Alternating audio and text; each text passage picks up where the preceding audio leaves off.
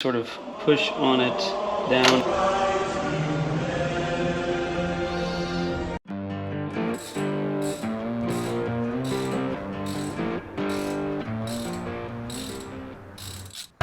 Son of a...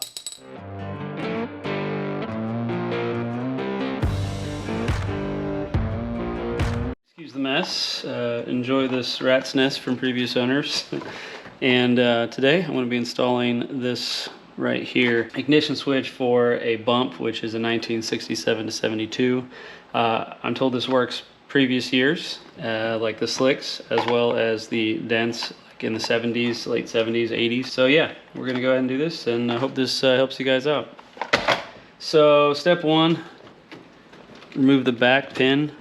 Usually it's a pretty easy pull, and maybe you should disconnect your battery, right?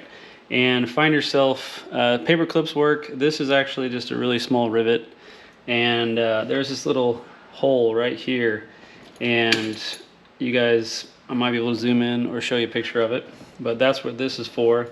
Step two here is to put your key in, turn to accessory, use your little pin here, and go in to the hole. Whenever you push on the hole, you'll notice it's sort of spring loaded. You have to finagle it a little bit, but push the spring in, turn it. Now when you see it fighting, pull the pin out, and it'll turn like that, right? I use the key, sort of push on it down, and then it removes the lock. And then there you go. So to continue on here, inside here, like you notice these right here, there's like a threaded nut inside. That's how you remove these bezels, but how you're going to remove your entire piece, support it here, and you see these little tongs right here. It's actually threaded on, and you just turn it, and then there you go. So for some of you guys, it's going to be a little different. If yours does not have threads on the inside, your bezel here, bevel, will actually have almost like you're plugging in like a light bulb. It has spaces on each two sides that just retires a push and a twist and then release.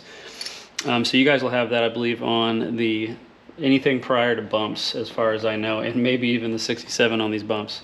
So that's how you remove those. And these switches, guys, just remember, there's this type right here, which is called knob, and then there's a type that is actually more updated. And I'll show you guys some pictures, so you got to know what you have before you go in. And I think you can look on fordification.com. That's fordification.com. And I believe you can tell the years in between, like which one you guys have. I assume this is early, and then maybe later is the different type. But that's just a tip for you. So there you go. Install the new one. Looks exactly the same. Something tells me this may not be the issue, but oh well.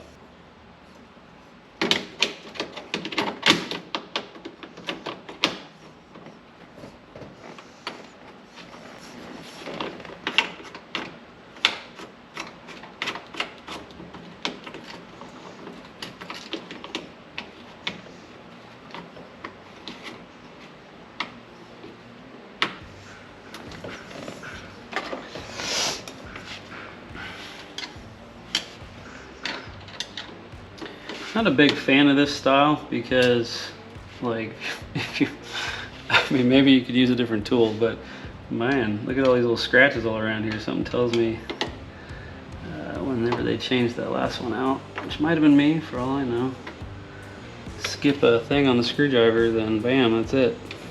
Get some more here.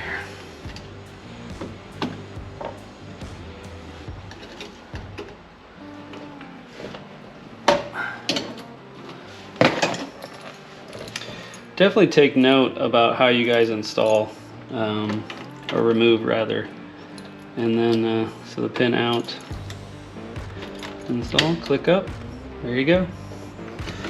Plug her back in, and then I'm off to find out if this was the issue or not.